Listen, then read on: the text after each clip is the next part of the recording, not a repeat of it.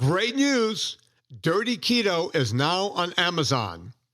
If you're living in the U.S., go straight to Amazon and get Dirty Keto, watch it, rate it, and review it. If you're outside of the U.S., meaning Western Europe or Canada or Mexico, it's not there yet. Don't ask me why. Listen, those people made me put a PG-13 rating on it when there was nothing in it that would have caused that. But let's get ahead of this thing. Let's watch it, rate it, and review it. Go get Dirty Keto right now, and on with the show. Thanks for listening to Vinnie Tortorich on NSNG Lifestyle Audio. Welcome to Fitness Confidential One-on-One. Vinnie Tortorich, founder of NSNG, goes long form with top luminaries in the field of health and fitness.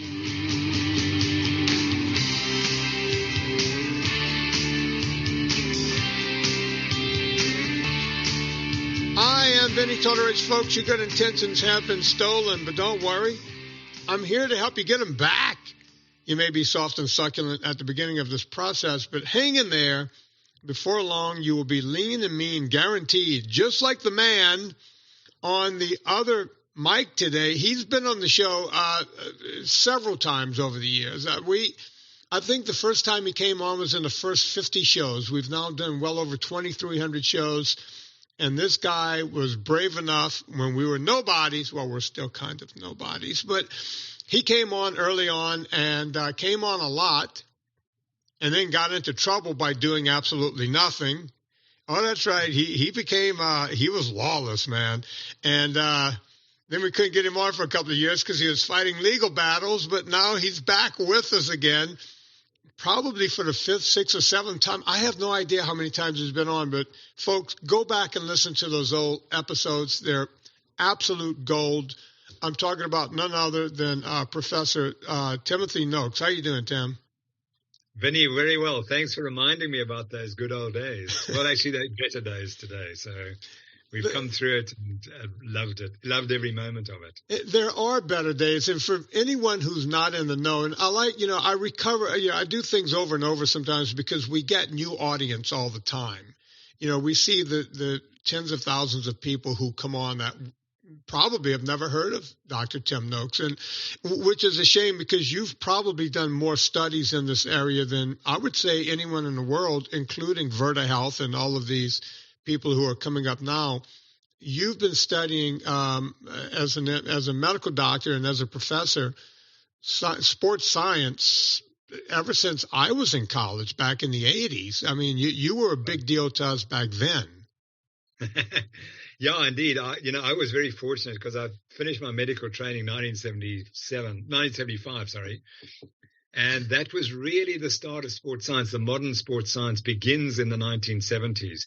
If we go back to the 1968 Olympics, the American team was sent with a doctor who was phoned up the night before and was asked, would he please go with the American team to the Olympics? So, it was completely amateur. And everything changed in about 1976, because the East Germans came and they were being successful. And everyone realized that if North Americans wanted to be successful and the Scandinavians and the British, they'd have to study sports science. So all of a sudden, sports science took off. So I was fortunate to be there right at the beginning. And the beauty of sports science is it's a complete science. You have to look at all the human body to work out how this body works and how to help it optimize its performance. It's not a focal thing. Looking at some small area, you need to look at the whole animal.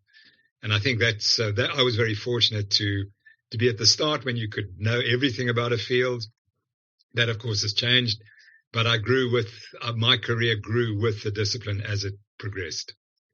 Yeah, I remember when the Eastern Bloc countries were already, all of a sudden they were open. Like we never knew why they were winning and all of this kind of. Well, one of the things we learned is, performance enhancing drugs were pretty rampant. And when their female volleyball team would show up, they sounded like men when they spoke. And as one coach put it, we didn't come to sing, we came to play volleyball.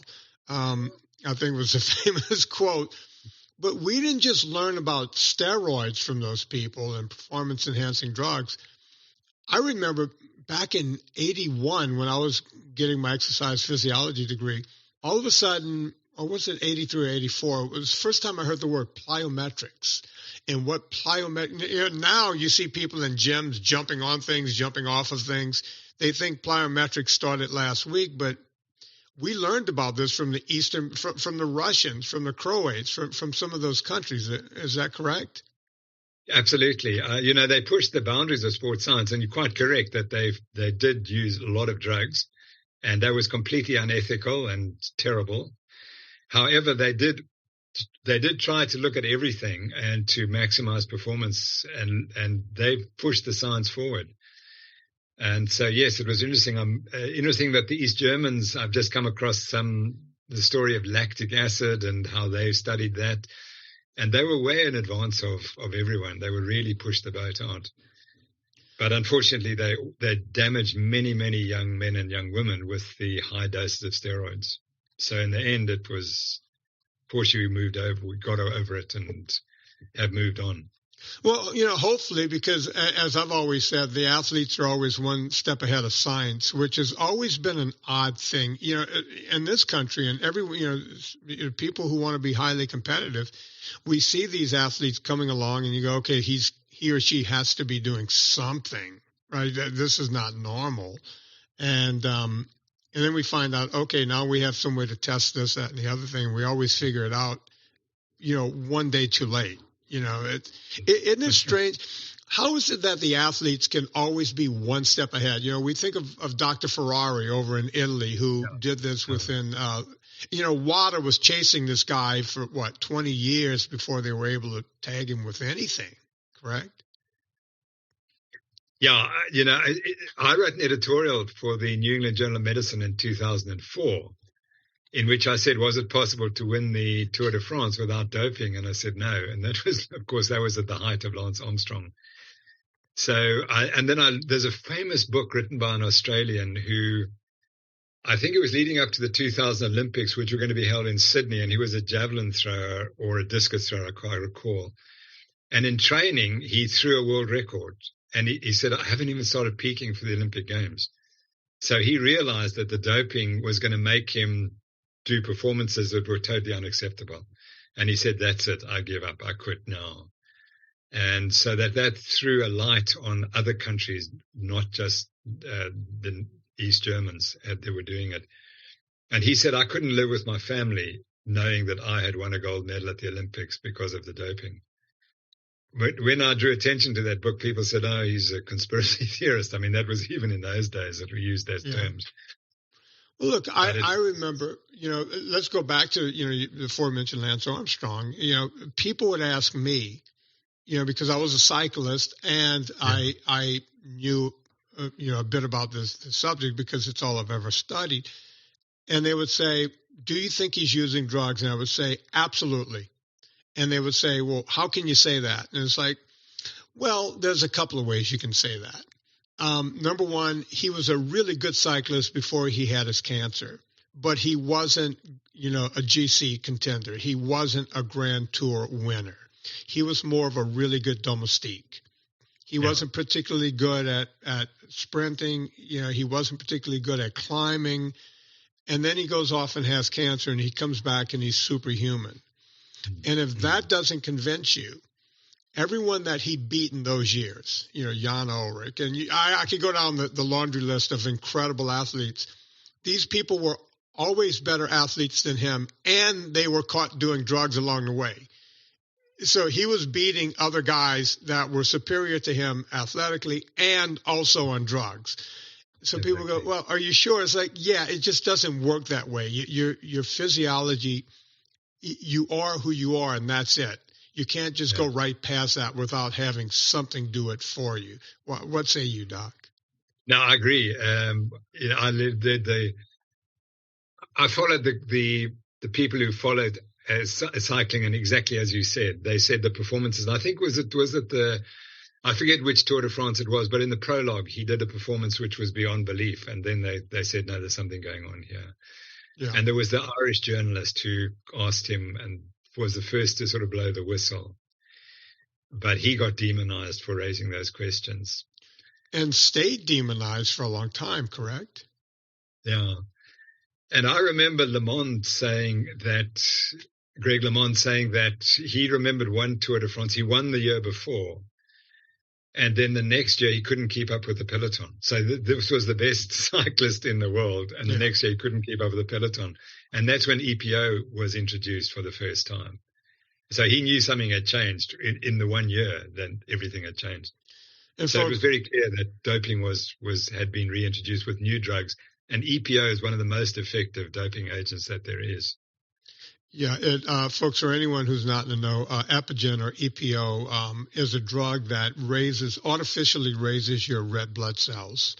And red blood cells carries oxygen, and that, all of a sudden, the one weakest link, you can have muscles as strong as you want, but if you can't get the oxygen to those muscles, then you can't get them to perform, especially aerobically, which is something we're going to get into with Dr. Noakes a little later today, because we're going to talk about low carb and getting that oxygen, getting that pedal to the metal, if you will. We've covered this before, Dr. Noakes, but I want to cover it again. When you wrote, and it's hard to, it almost sounds like I'm making this up, but when you wrote a best-selling book about running, which I don't know if anyone else in history has ever done, it sounds like I'm making that part up, but you wrote Law of Running way back when. It became a Bible for guys like me, because we didn't just look at running and say, okay, we can move this to rowing, we can use it with cycling, we could just use this information across the board. I think that book is in its fourth or fifth. Yeah, I'm glad to say this is the fourth edition. So for those who aren't aware of it. Yeah. And I'm currently rewriting it because there's a lot of wrong in the book, as we'll discuss. And that's what I love about you. You always change. You don't just stick to your guns to try to make something fit a narrative that you had years ago. Is that correct? Yeah, I mean, you have to move with the evidence, and I'm sure we're going to get to it, but there's so much wrong in that I've had to, certainly the chapter on metabolism is completely rewritten. I had to, fortunately, so what happened in my career was the last edition was written 20 years ago, and then I got into the space where I was being charged with promoting the wrong diet and so on. So I had to save my name there, and that took 10 years, and that produced this book, Real Food on Trial, which is the story of how the diet dictators tried to destroy a top scientist. So this was my trial, which went over 4 years. And now, fortunately, I got rid of that. But then I actually learned something about nutrition. I thought I knew something about nutrition, but turns out I didn't. I had to go and be charged with all sorts of bad things and to defend myself. So now I've got the beauty that I actually understand nutrition much better. So now I can rewrite the chapters in this book on nutrition, and particularly on what you should be eating if you want to maximize your health and your longevity. Before, I didn't understand what you should eat to promote health, because I was eating this high carbohydrate diet and I developed type 2 diabetes. So clearly it wasn't right. If I remember right, you were in your late 20s. You weren't even 30 yet. But, I have a bit of a photographic. I'm going to go with 28 years old. You were diagnosed with type 2 diabetes. You were a runner. And, at some point I can't remember when it was, but it was less than 20 years ago, maybe 10 years ago, where you just took your book and publicly ripped the whole nutrition section out, on camera. And that's right. And then the world decided to hate the most beloved sports scientist, doctor. Can you explain a bit of that? So you're quite right. When I was 28, we were doing studies on low carbohydrate diets. Can you believe it? I mean, this was in 1978. It's crazy. And just by chance, I helped my colleague he wanted to study post-exercise ketosis. And literally no one understood what causes post-exercise ketosis. It was an unknown. And so I was one of the subjects. We used to run for 2 hours on the treadmill and not eat carbs. And it turned out that when I ate carbs, we had a high carb diet, then we had low carbs, and then we had a rest day. But on the high carb diet, my fasting insulin was 6 times normal. 6 times normal. So I was profoundly insulin resistant, despite the fact that I was running 130, 140 kilometers a week. I was incredibly lean. My body mass index was 21. And despite that, I was profoundly insulin resistant. So that's the genetic component. Then I started eating this high carb diet and promoting it. And then eventually by the age of 60, that was in 2010, I eventually realized that I had type 2 diabetes, reversed it with this diet. And it was literally by chance that I picked up a book written by the great Volek Finney and Westman. Yeah. And that changed my life. And then I read that book and I said, oh my gosh, I've been wrong. And I said, I'm going to try this low carb diet. And within a day, I felt better because obviously I was diabetic. And then as soon as I cut the carbs, I started to feel better. So that was the story. And then my running improved dramatically and my health improved. And I should be dead, you see. I should now be dead because my dad, type 2 diabetes, treated conventionally, was dead within 10 years of the diagnosis. Wow. So I'm way past 10 years. And I'm doing okay. I haven't got any symptoms, cross fingers, touch wood. And so I'm not suggesting I'm never going to die of diabetes or its complications, but at the moment I'm doing reasonably well. Yeah, I would stay away from buses. You have a greater chance of being hit by a bus than you do from, if you're eating this way from diabetes. So you make this discovery. Westman, folks, if you want to go back and listen, Westman's been on this show as many times as Dr. Noakes. As a matter of fact, Dr. Westman was in both of my first two movies, Fatter Documentary and Fatter Documentary 2. And whenever I have any questions, he's one of those guys that's on my short list to call because he rewrote what Atkins wrote. Westman was doing this stuff along with Finney and Volek for a decade before guys like me got on the internet and started saying, hey, do this. And right before the show started, Dr. Noakes asked me, he goes, what is NSNG? And I said, no sugars, no grains, because when I wrote Fitness Confidential, I was loath to put the word ketogenic in a book. If you look in that book, read that book cover to cover, you will not see the word ketogenic. I'll allude to low carb. I just say no sugars, no grains, you'll be fine. I was scared to write those words because they were still bad. People would bastardize it and go, well, my doctor says ketoacidosis will kill you and ketogenic diets will lead to ketoacid. It was all of this. You want to talk about misinformation. We've been having misinformation for a long time, and I don't want to, I don't want to brush over this. We talked about you going on trial and you wrote a book, Nutrition on Trial. And it was all because of I call it the tweet heard around the world because someone set you up and said, what should my toddler or young kid should be eating? And I don't want to misquote you, but you said to the effect, vegetables and meat. And you went on trial. What was the exact answer? If you, I'm sure you remember. Sure. So I said the key is to wean the baby. The key is to wean onto the low carbohydrate, high fat diet. Now, the whole, basically what the Health Professions Council in South Africa, they wanted to shut me down so that I couldn't speak on any topic. And they wanted to shut all doctors down. They wanted to take away our freedom of speech. So what they tried to prove was that I was giving medical advice, not medical information. And there's a subtle difference. Advice is when you speak to an individual. Information is when you talk to the whole world. And they were trying to say that I had been given medical advice when in fact I'd given medical information because the mother had asked for mothers and babies. So that was the key. And later on, in one of her tweets, she actively said that I've got all the information I need. So I'm stopping the discussion. And the people judging me picked that up and they said, but you weren't giving advice, you were giving information. She even admitted it. So the end result was it took us 4 years to prove that what I'd said was exactly what the South African dietary guidelines are for weaning. They are identical. What I said and what the guidelines say are identical. And the irony was that the key witness for the prosecution was the person who wrote those guidelines. It's astonishing. Wow. So she wasn't up to saying that actually Dr. Noakes has said exactly what the dietary guidelines are. And so she was the key witness, and my colleagues just destroyed her. Our legal team absolutely destroyed her.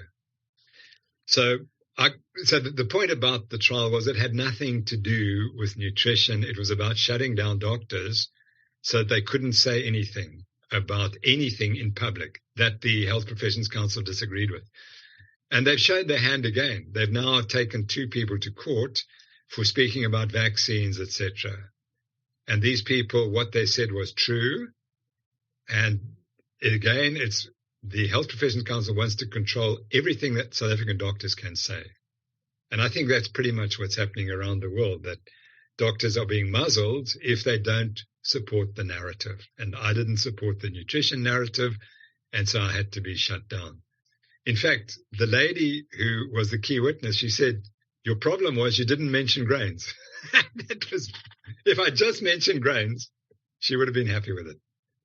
It's crazy. Our mutual friend, Nina Teichels, she went and testified, and she was telling me that during the breaks, the attorneys from the other side was coming over with their books, asking her to sign them. They were fanboying out on Nina Teichels. The whole thing. And you would say, okay, they went through this trial and that was enough. They couldn't beat this guy. He beat the government. And then they came back again and decided, hey, we're going to take another swat at this. What made them come back again? What piece of information made them think that they can beat you a second time? So the key legal guy for the opposition, for the prosecution, charged them a huge amount of money. And then he lost the case. So I have the information. It may not be true. Sorry, just before I get there. When he started the trial, he was overweight and with type 2 diabetes. When the trial ended, he was underweight and no more type 2 diabetes. God. So at least he got the message. And he was a medical doctor. He trained at my medical school a few years ahead of me. So he knew me, etc. But anyway, so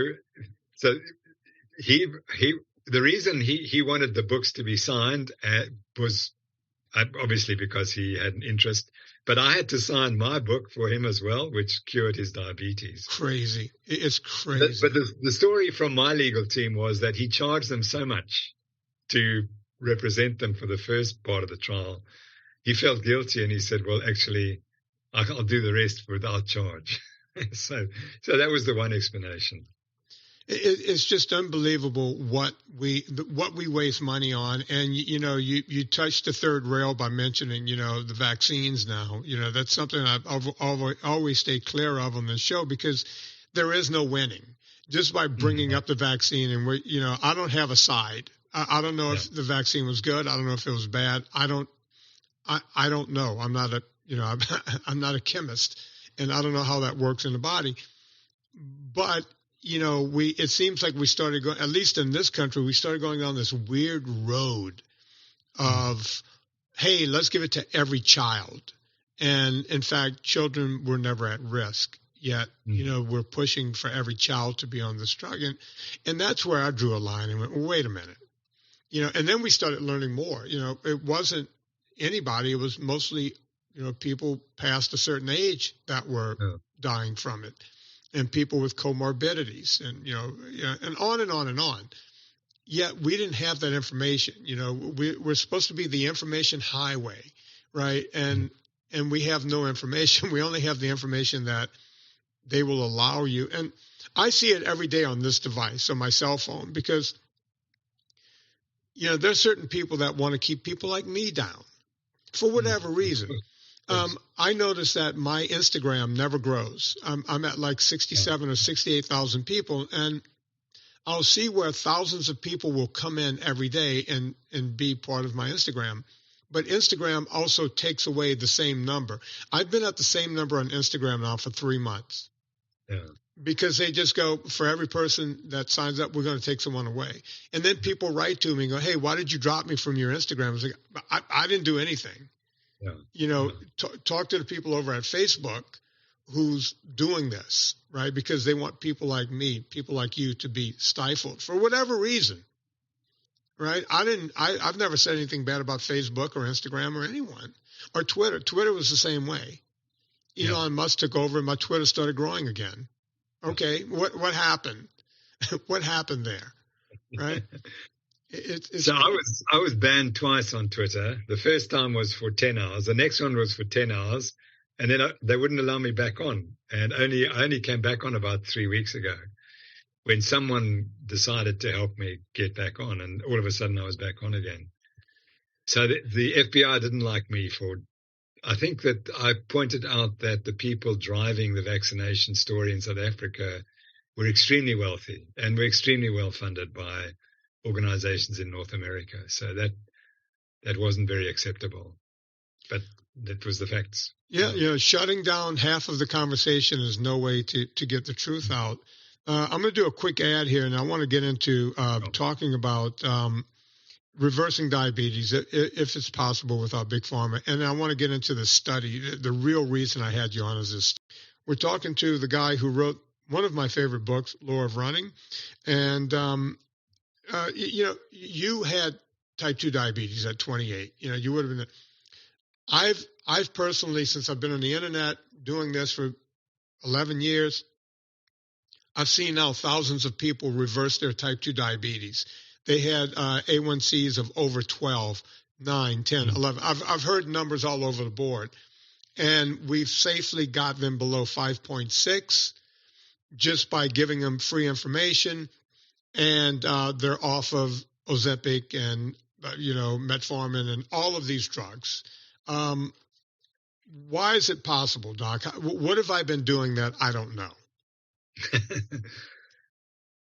Yeah, so diabetes is obviously carbohydrate intolerance, and the key is you have to get rid of the carbohydrates, and as long as you get it down to low enough values, you can reverse the diabetes in most people. My problem was that I had type 2 diabetes for so long that my system was become so resistant that I can't quite get off metformin. I have to use metformin, and under metformin, my glucose control is essentially perfect. But if I don't have my metformin, it raises up and becomes pre-diabetic again. So my opinion is it's good for me to keep my glucose as low as I possibly can. So I continue to use metformin. But so I can't be diagnosed with type 2 diabetes at the moment. I'm type 2 diabetes in remission, but I'm incredibly sensitive to carbohydrate. I mean, it's just, if I stop taking my metformin for 2 days, I get back into the diabetic range. Really? That's how close it is. But I'm perfect when I'm taking my metformin. So that's even on a low carbohydrate diet, by the way. So I'm right at the end. And it's obvious because I ran all these miles and fueled it with carbs.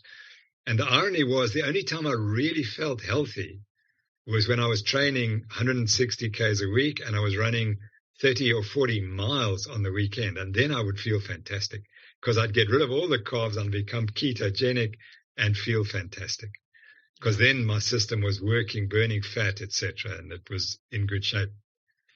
So that was my story. The reality is the only people who can't reverse their type 2 diabetes on your diet is those who have had the disease for too long and they've damaged themselves, or else they don't actually follow the diet and they don't get the carbohydrate intake low enough because they've got a sugar addiction or a processed food addiction.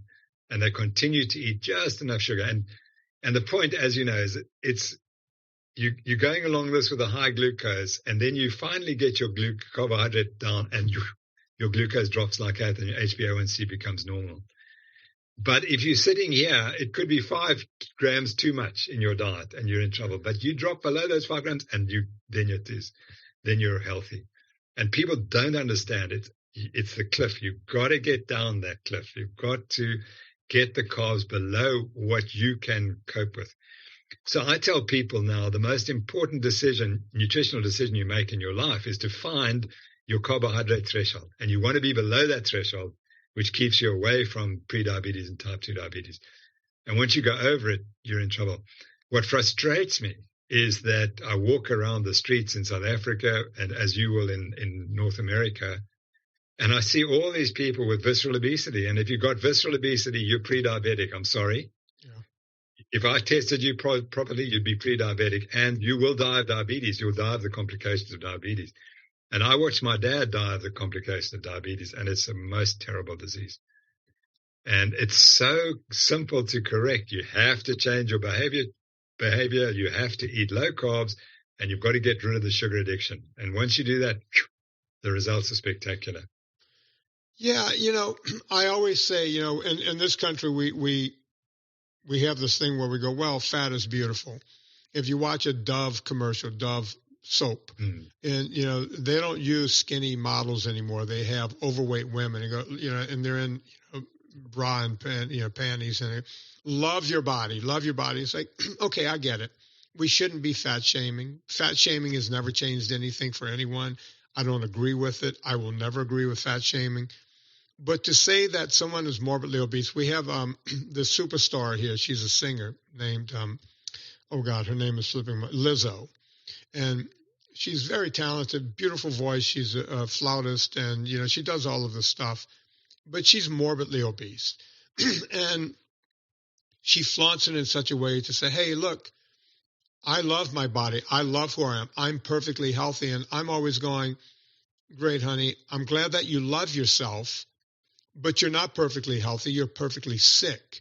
You can't be that size without having, at the very least, fatty liver disease, sleep apnea, type 2 diabetes. And I could probably come up with 5 that she has, that where I can look at her and never take a blood test and go, you have those 5 things. There's no way that you don't. Right. Yeah, exactly. And you're mimicking the same thing here, and the other thing you brought up, and I think it's important, and maybe I want you to go back and explain this again, because people, they drive along and they don't really hear this. And I really want them to hear what you say, because people say to me all the time, Tim, they'll say, well, how many grams of carbs can I have a day? Is it 20 grams? Is it 30? Is it 50? I heard a guy on the internet told me I can have 70. And I always say it depends. Some people can be in dietary ketosis at 50 grams of carbs a day. Some people have to be at 0, and some people can have 10 grams of carbs that may slip in with a vegetable or something. What say you on the subject? I absolutely agree. You have to find out what you need, what you can tolerate. And for me, it's below 25 grams. And in fact, most days it's 0 grams.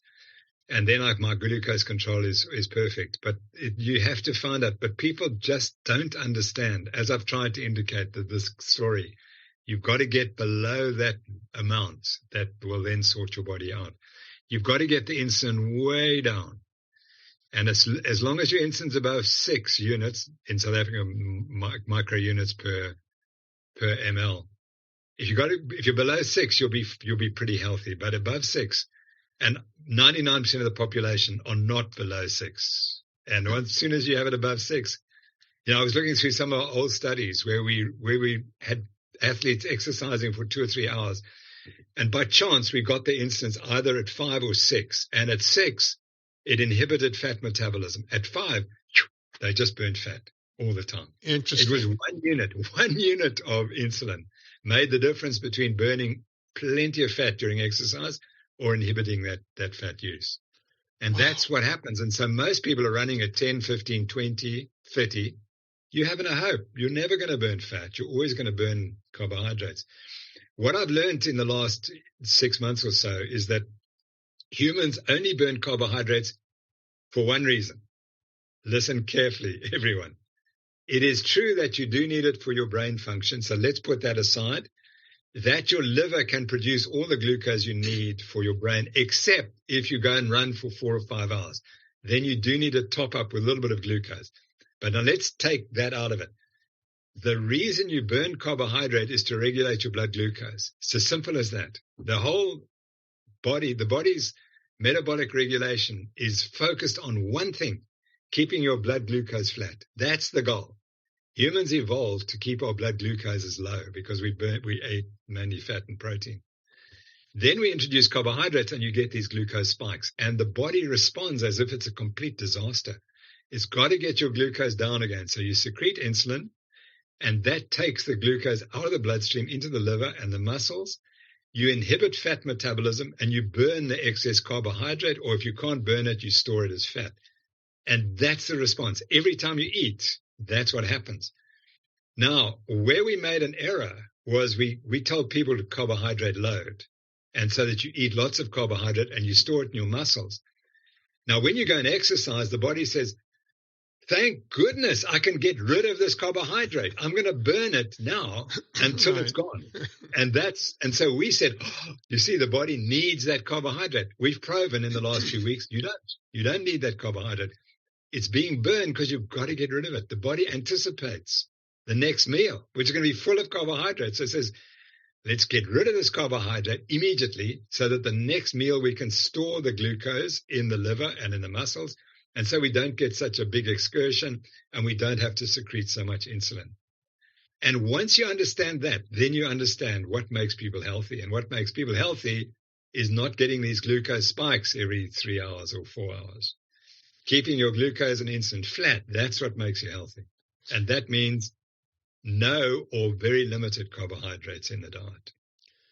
Yeah, I've proven over and over on myself in one experiment where I've climbed the highest point in the contiguous United States several times on zero carbs, Mount Whitney. It's only 14.6 to be honest. I went to Europe and did a glacier there. I did Mont Blanc and Gran Paradiso over in Italy. I did those two. Again, low carb, zero carb. In Italy, I was eating lardo the whole day before I took off. And when I did Mont Blanc, I had nothing. But I've always mentioned that before I leave, I will stop in the store and buy a small amount of candy, like suckers or gummy bears, and stick them in my pocket. And people will say to me, whoa, wait a minute, Mr. No Carb, why do you have... You don't want to be stuck at 17,000 feet, high altitude, and have a sugar bonk. If you go too hard for one section or something and you run through your sugar, you might have to level off. Now, every time I've done those mountains, I've stayed within my game plan. I didn't have to, I didn't get stuck in a crevasse. I didn't get stuck in a storm where I would be burning more energy and need to pull those gummy bears out of my pocket, right? But they were there for a reason, to save my life, to get me home so I can try again another day. And people never understand that. It's like, well, if you're so confident about this, why would you bring sugar with you at all? It's like the same reason I bring a Zippo lighter. I don't smoke, but I might have to light a fire on that mountain to save my life. That's right. Right? So, when you try to explain that to people, they just don't get it. Yeah. Right? You're absolutely right. One of the findings I've had, again, checking the literature, is that during exercise, you start burning lots of carbohydrate and then you slowly reduce it because you're trying to get rid of it. But the glucose in the bloodstream, you just burn more and more and more and more. Now, that is unusual. It's unexpected. But people didn't notice it. They didn't notice that whilst you're cutting down your total carbohydrate use, you're actually burning more and more blood glucose. And then the point is reached, ultimately, where you run out of blood glucose. The liver can't keep going if you're exercising vigorously. And then you get hypoglycemic, and then you're in real trouble because you can't move. You'll stop. Yeah. So that's why it is absolutely correct. But you just need a tiny amount, 5, 10, 15 grams. That's all you need. You reverse the hypoglycemia and you're in good shape again. One of the first, I didn't mean to cut you off. Go on. Yeah. So we're currently about to start an experiment where we're going to work out the minimum amount of carbohydrate you need to prevent your blood glucose falling. And go on. Because at the moment, athletes are told to have 120 grams of carbohydrate every hour. I mean, that's diabetogenic. That's just causing diabetes. You don't need it. There's no logic to that at all. Maybe you need 5 grams. Maybe you need 20. Maybe you need 30, but you don't need 120. But no one studied the least. Because industry directs these researchers, the industry wants them to say you must eat as much carbohydrate as possible. So they start at the right end, extreme end, 90 to 120 grams. And then they do find a difference because they compare to zero. But they don't compare it to 10 grams an hour, which is what they should do. Then we'll get a real answer to the question. One of the things I figured this out about 15 plus years ago when I first started, in my off season, I was an ultra cyclist. In my off season, I would only eat meat. I would, say I need to get protein. I would hit the gym as hard as I can, put on as much meat as I could, as much, lean body mass as I could, because I knew I would ravish my body again once I got back on the bicycle. Yeah. And I would always eat, lots of meat, eggs, everything off of the bike. But once I got on the bike, it was goo and, power bars or whatever, sustained energy, whatever the sugary drink was. And then after cancer, I had leukemia. I wanted to go as low carb as I could. So that's when I started doing the whole, hey, let me bring fat. Let me bring olive oil. I would bring little vials of olive oil with me and try to do that. And it was working. It was like, wait a minute, I didn't need as many carbs as I thought I needed. And then I learned a trick, which I didn't know what I learned. You now have done the studies. But I noticed that whenever I was getting ready to bonk, and the feeling, you're a runner, you know 5 minutes before you go into a bonk that you're getting ready, you get that feeling, that lightheadedness, you're feeling drunk. And I remember one day squeezing some goo into my mouth.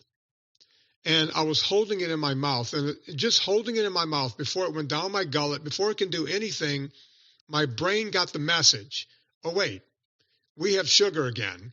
We're good. Yeah. And I thought it was it. I went home. I couldn't sleep that night thinking about that. So the next time I went for a long ride, I said, okay, I'm gonna get very close to a bonk. And then I'm going to and I brought Lifesavers candies because it's just a little measured amount of sugar. I got close to a bonk. I threw a Lifesaver in my mouth and just stuck it between my gum, cheek and gum. Within a minute, I felt better. It's like, wait a minute, there's no way this is in my body. My liver has no idea this sugar is in my mouth, but my brain knows and is pulling me out of a bonk. It's allowing my body to now release more sugar, more insulin, whatever it needs to keep going.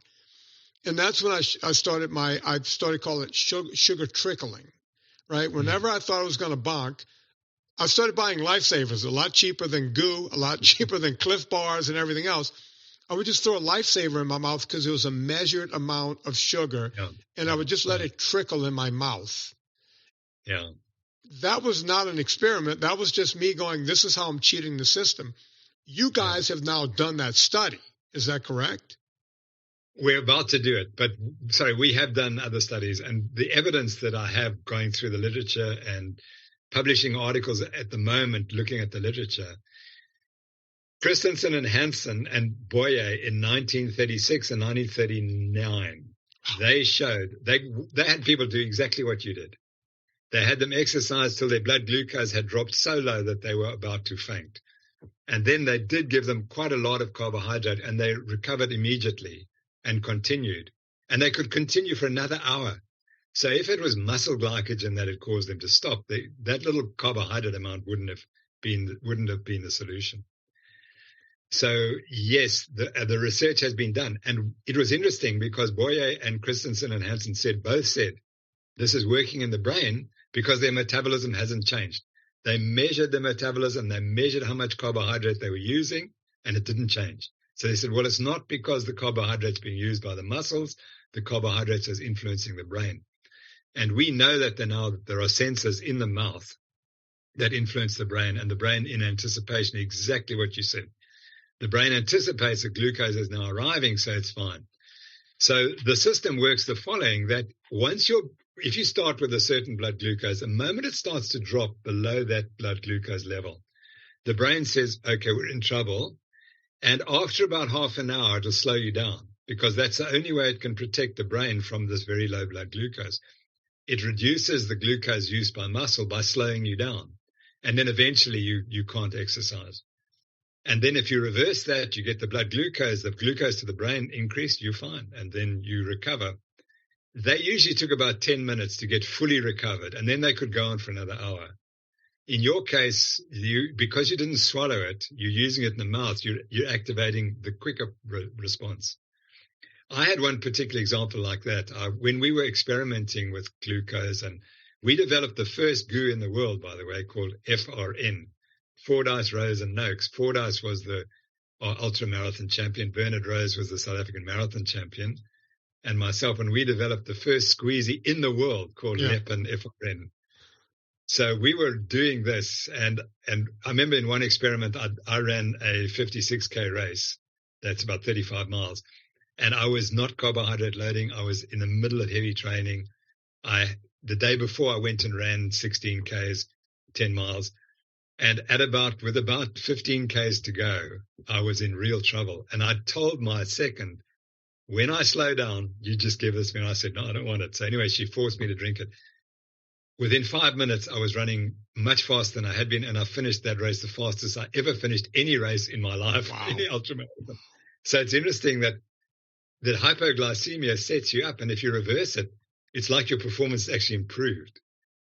So I don't know, that's something that people haven't considered. Improvement of performance by carbohydrates reversing hypoglycemia. And in a sense, it's what Boyer and Christensen and Hansen wrote. They said, once we corrected our fatigue, we could go on forever. Yeah, it's interesting when guys like me just ride a bike and we figure this stuff out and we tell it to people. They go, well, there's never been a study. It's like, well, there was just an N1 experiment that worked, and it keeps working. And I'm passing your ass up on 4-mile-long climbs, so something is working. I'm not taking EPO. I'm not taking, something is working here. But a lot of times we just look past it and go, well, it can't work that way, right? But in fact, it does. Now, you alluded to it. You just did a study. The paper's out. You guys did 0 carbs in these athletes. Can you give me the protocol? Yeah, it was about 50. It was about 50 grams of carbs. So that they did that for between 4 and 6 weeks. And so it was complete serendipity. So we first studied guys running 5Ks on the treadmill, and we found that no benefit, no disadvantage from a high-fat diet or a high-carbohydrate diet. They were identical. What we noticed was that when they're at the high-fat diet, they were burning much more fat. But it was higher than most people had reported, but it wasn't particularly spectacular. So the next thing we did was the guy said to me, so what do we do next? I said, well, you make it shorter distance so the intensity is higher. So we said, okay, we'll do a mile. We'll do a mile race on the treadmill. And then I said, we have to do 6 times 800 meter repetitions, because if you want to deplete muscle glycogen, that's the way you do it. After about 3 or 4, these guys will have no glycogen on the high-fat diet, and they won't be able to run. So they won't be able to complete the 5th or the 6th interval, or they'll do it so slowly they'll just walk. So that was the goal. The goal was to show that if we took people on a high-fat diet with low muscle glycogen, they wouldn't be able to sustain their performance over 6 times 800 meter repetitions. What I didn't tell the scientists was to measure their metabolism during the intervals, and they did, which was amazing because we got the serendipitous finding. So what happened? There was no difference in performance. It didn't matter whether they were eating carbs or fat. Their performance during those 6 times 800 meters were identical. But most importantly, we recorded the highest rates of fat oxidation ever reported in humans, ever. And the textbook says, and I'm sure textbook law of running says it. In fact, I probably could go and find it here. It says that once you go beyond 85% of VO2 max, you burn no fat. That's what the textbooks say. And we found the highest rates of fat oxidation at 86% of VO2 max. So we destroyed that. Now, why did we destroy it? Because we were the first people in 100 years to test the hypothesis, to try to disprove it. Everyone else has just accepted it. The Scandinavians, 1967, they proved that glycogen's essential for high-intensity exercise. They didn't, because they didn't try to disprove it. And we've now disproved it. So this is a major problem for the exercise scientists and also for the nutritionists who've been telling us, as I did in this book, to eat high carbohydrate diets. And we were wrong. And so now we have to change that advice. Now, the final point in that paper was we showed that 30% of our 10 athletes, either 3 of the 10, were pre-diabetic on the high carbohydrate diet. On the high fat diet, it went completely. They were completely normal. And in fact, the ones who were pre-diabetic benefited the most from the high-fat diet. So they were pre-diabetic despite the fact that they hadn't put on weight, they hadn't put on fat, and they hadn't changed their diet other than increasing the carbohydrate content. So this is the first proof that the carbohydrate content of the diet is driving diabetes. No one's ever proven that before. They've all said, oh, you've got to get obese and then you get your diabetes. No. We showed you just increase the carbohydrate intake in people who are insulin resistant, and that's enough to cause prediabetes and ultimately diabetes. You know, it's interesting. Last night, I read somewhere where these two high school students in Louisiana, of all places, place where I grew up, finally did proofs to figure out that Pythagorean theorem can be beaten. And I looked at that and I went, wait a minute. That was at least 500 years before Christ, and scientists have been trying to beat this and find different proofs for all these years. And these two young ladies at some high school in Louisiana has now put something forth to go, hey, we've figured out that the sum of the two squares are not as big as the square on the long side. And I'm sitting there going, is it possible? Is it possible? But this is kind of like that. Not as big because we haven't, Pythagorean theorem has been around since before Christ. This is not that old. Yet, if you would have asked me before I read that study and called Jana and said, Jana, I need Tim. I need to talk to this guy. I've been telling people now for 20 years that you cannot go past 79% of your aerobic capacity because your body will start dipping into its own sugar to the point where you will bonk. Yeah. And you just said 86%. So let me put this in terms that people can understand. Zone 1 is up to 69% of your aerobic capacity. Zone 2 is between 70 and 79%. We're in agreement there, right, Dr. Noakes? Yeah. And then zone 3 is 80 to 89%, and then zone 4 is 90 to 100%, and then zone 5 is beyond. So you're proving that when we're pushing that hard, 86%, we can still do it and be not fasted of sugar, but we can do it on a ketogenic diet. Yeah. And I'll tell you what's more. So we showed that you could produce 76 kilojoules of energy. That's 2 grams of fat every minute. Now, it turns out that Eliud Kipchoge, who runs a sub-2-hour marathon, is 52 kilograms, and it predicts that he would require 76 kilojoules of energy every minute that he's running. He could provide that purely on fat, according to our calculations. Now, people will say, oh, that's ridiculous. All Kenyans eat high carbohydrate diets. Yes, they do, but no one's ever tried to run a 2-hour marathon on a high fat diet. And until we do it, we've not disproved that you can't do it. That's the point. But the way we studied it, it seems like you potentially could. And 76 kilojoules per minute will get you through an incomplete Ironman. Yeah. And win the Ironman in, let's say, 8 hours, maybe not in 7 hours, but in 8 hours. You'll be able to do everything in the Ironman without any carbs, except to top up your blood glucose. So that's the way we're moving.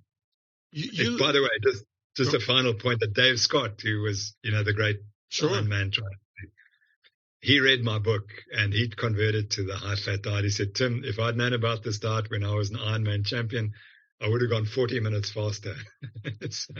Well, look, I mean, the guy who beat him, Alan, who's been on this podcast several times, converted to high fat at some point. That's right. And and trained only in zone 2 to end up beating Dave Scott in those subsequent years. You live on a continent where you can get hold to, they're not very close to you, but you're in South Africa and they're in Kenya. You can get hold of some of these people because these people in these countries, in the African nation, these African nations, they're some of the best runners in the world. Are you guys looking at pulling some of these people into the lab and trying this, or? Yeah, we have actually. We've studied so you have. Okay. We have studied some of the best Kenyans, but they're like 209 or 208 marathon or 205. They're not 2-hour marathon runners. Right, so but very, no one really. We have one guy that Nike keeps getting this guy down to the 2 hour. But look, if we could get 209 people, and that's pretty damn fast. Nobody in America, not North America, no one's doing that here. We might have a couple of Mexicans pretty close, but that's about it. Those, there's some great runners in Mexico. But you guys have some of the most elite runners within your continent. So it would stand to reason that you, of all people, can do the study, right? It's very complex, but we have had some of the best, or some just below top Kenyan runners in our laboratories. That's correct, over the years. And, basically you could predict that they sustain these very high rates of oxygen consumption for 2 hours, 2.5 hours, high percentage VO2 maxes. But exactly why they can do it, we're not sure. My own opinion is that they train so hard and they work as a team that they just become conditioned to running at that high speeds. And they train at altitude. And they train in groups, and, it's 30 or 40 people training together in these camps. And that makes a huge difference. And they're all right there or thereabouts. Yeah. And the reason why no country can match them is because they just don't have enough really good runners to train together under these difficult conditions. I love Eliud Kipchoge, but when he's training, he lives in a very ordinary building, with a little bit of running water. He's got no luxuries whatsoever. And he just trains. And there's such a mental component to it, and he believes he can do it. And I'd gather he's running Boston soon and hoping to do well there, as of course he will. So I think it's the physiology is superior. You're not allowed to say this, but I do believe there's just more Kenyan runners and Ethiopian runners who just got unbelievable biology. They collect together, they train together, they inspire each other, they work as a team, and they just marvelous self-belief that they can do it. And I mean, if you're training with Eliud Kipchoge, and let's say you're a minute slower than him in training, would you say, well, that's better than all the rest of the world? Because no one can get within a minute of him, so therefore I must be the second best in the world. And I think that makes a massive difference. I think you're right about that. Every time I've met some of these Kenyan runners, just standing next to them, their bodies, their legs seem to be longer than their upper bodies. They're all legs, and then there's a head on top. It's just they're the most amazing human beings to look at. I want to respect your time, but it would be deleterious on my part if I didn't ask this final question. Here in the States, everybody's going, I've been yelling about this for months and months. Everybody's going crazy now taking diabetes drugs as a weight loss protocol. Dr. Noakes, it's driving me up one wall and down the other. I think doctors should lose their license for doing this, but it's widespread now. It got into our celebrity population. So once that happens, it's game on in America. Any thoughts? Yeah, I absolutely agree with you, because, I mean, you can take these medications. They're very expensive, but eventually when you stop taking them, your weight just goes right back to where it was, and you probably gain some excess weight. So diabetes and obesity are behavior conditions. You have to change behavior. That's how I reversed my type 2 diabetes. I had the abnormal behavior. I understood it. I was a sugar addict. I was a carb addict. I got rid of the sugar and the carb addiction. And I have absolutely zero problem regulating my weight. Not one moment does it worry me, because I just don't eat those addictive foods. And that is the only solution. You cannot give medication and hope that that's going to be the solution. Unfortunately, industry is going to make a fortune out of it, but a lot of people are going to be harmed because they're going to go well for a year or two, and then they're going to start eating more carbs and they're going to shoot up again. And we've got to change the behavior, and people need to get that message. I want to be very respectful of your time here, Tim, but I want people to know that they can donate. I will be making a donation to the Noakes Foundation later today. And you guys, I mean, the stuff you guys are doing, the studies you guys are doing, I want to put this out to my audience. Where can they go? Can you give them the information where they can go? Because, folks, listen, here in America we have Virta. We mentioned Volek and Finney. Those guys have been at it forever. My friend Eric Westman has been at it. I'm not quite sure anyone has been doing it for as long and at the intensity that Professor Noakes has been doing it at. So you really want to go. If you got a couple of extra bucks on you and you want to go donate, where can they go, Tim? Well, they go to the Noakes Foundation on the internet or the Nutrition Network. The Nutrition Network is our educational program. And we train doctors and physicians and nurses and dietitians all around the world. And that's a fantastic program. We've got some of the best programs on the low-carb diets and their benefits. And in fact, in a few months' time, we're releasing the first encyclopedia ever on the low-carb diet. And Nice. It's an amazing collection with all the best authors around the world. And it shows that this is the best studied diet in history, which is amazing. So I was kicked out of my university for promoting a diet which was quackery. So we responded. We said, okay, here's 250,000 words on this diet. And it's the best studied diet in history. Here's the evidence. And we think that's going to be important. So there's the Noakes Foundation, Nutrition Network, all on the internet. And you could follow me on Twitter at Prof. Tim Noakes or at Law of Running 1. I have two separate accounts. At Prof. Tim Noakes, that was the one that was shut down, but it's now active again. And you'll see I'm very controversial. I tweet what I believe, and you get a whole lot of stuff. Yeah, keep doing and it. The other one is Law of Running 1, at Law of Running 1. And it's the number 1, not not ONE. It's just the number 1. I remember that because I think that's where I see most of your tweets. Quick ad, folks. I forgot to do it during the show. Villa Capelli, the longest running sponsor of this show. Go check it out. Villa Capelli olive oil. Promo code Vinny will get you 10% off. If you spend more than $125 after the discount, you will also get free shipping. Go check out Villa Capelli olive oil. It's olive oil. You want to talk, people say, what supplement should I take every day? Olive oil. Take olive oil. It's the only fruit juice that I approve of, and you want to make sure it's 100% pure. Villa Capelli. Go check out Dr. Tim Noakes on Twitter. And also the Noakes Foundation. Go there, go and do everything you can to help this great man continue to do what he's doing.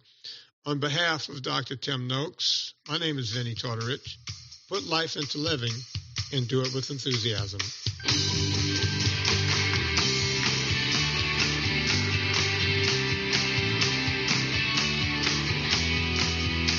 Thank you for listening to Fitness Confidential. Get more information at VinnyTortorich.com. Remember to rate and review us on iTunes and follow Vinny on Instagram and Twitter.